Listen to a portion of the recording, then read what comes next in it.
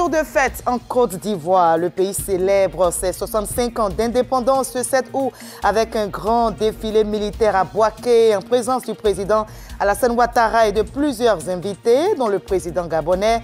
Des troupes étrangères ont participé avant de grandes fresques chorégraphiques en hommage à l'unité nationale. Et les célébrations des 65 ans d'indépendance avec un grand défilé militaire. Le président Alassane Ouattara était entouré d'invités de marque, dont le président gabonais et le premier ministre guinéen.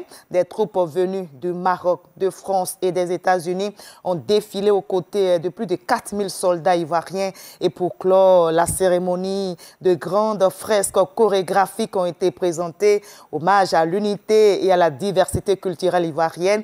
Une célébration à la hauteur de l'histoire de notre très beau pays et un spectacle ovationné par une foule conquise. Une fois sur place, le chef suprême des armées reçoit les honneurs militaires rendus par plusieurs détachements des armées, l'ensemble placé sous le commandement du chef d'état-major de l'armée de terre, le général de brigade Ousmane Chérif. Quand prend fin l'hymne national, le chef suprême des armées monte à bord de son véhicule de commandement pour ainsi présenter ses civilités à l'ensemble des invités, des plus anonymes aux plus illustres, comme le président de la République gabonaise, Brice Clotaire Oligui Nguema, et le Premier ministre Amadou Bahouri, représentant le chef de l'État guinéen. Lorsque le chef de l'État regagne son siège, le commandant des troupes se présente à lui pour un moment solennel.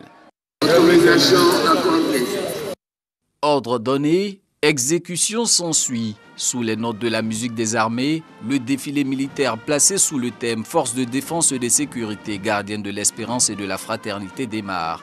En signe de bonne hospitalité, ce sont des unités étrangères qui ouvrent le bal.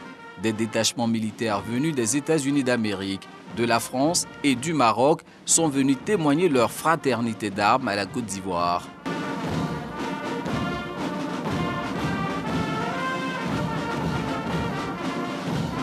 Les troupes nationales font leur entrée pédestre par les composantes de la gendarmerie nationale, celle des armées, avec une mention spéciale à l'école militaire de Bingerville qui enregistre cette année 100% de taux de réussite aux examens du BEPC et du bac. Suivent un passage des unités de la police nationale, du groupement des sapeurs-pompiers militaires, des douanes ivoiriennes, des eaux et forêts, des affaires maritimes. Ce défilé pédestre est clos par l'administration pénitentiaire. Et comme à chaque édition, la séquence la plus attendue est celle des forces spéciales.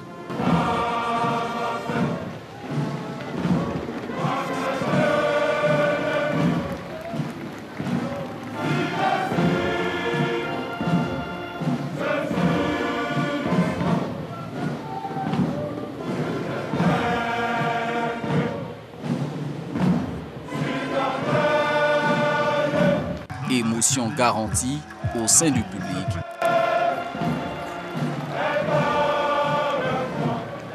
Les frissons ressurgissent lors de la parade aérienne. Parade suivie du défilé motorisé. Tour à tour, défilent des engins de transport de troupes sur terre comme en mer, des chars, des drones, des équipements de renseignement de dernière génération.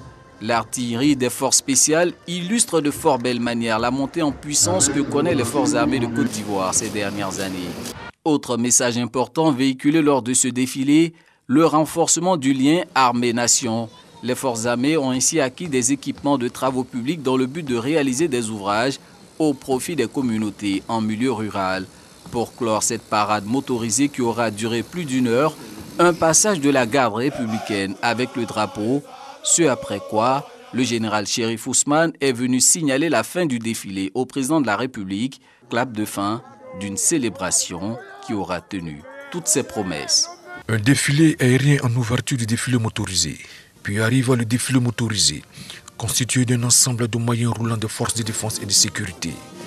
Un aperçu également de la réserve opérationnelle, c'est-à-dire des équipements conservés aux ordres et prêts à être projetés sur coup préavis en tout point du territoire, nécessitant une intervention urgente. Aucun de ces moyens terrestres et aériens déployés en opération n'a été sollicité pour cette parade.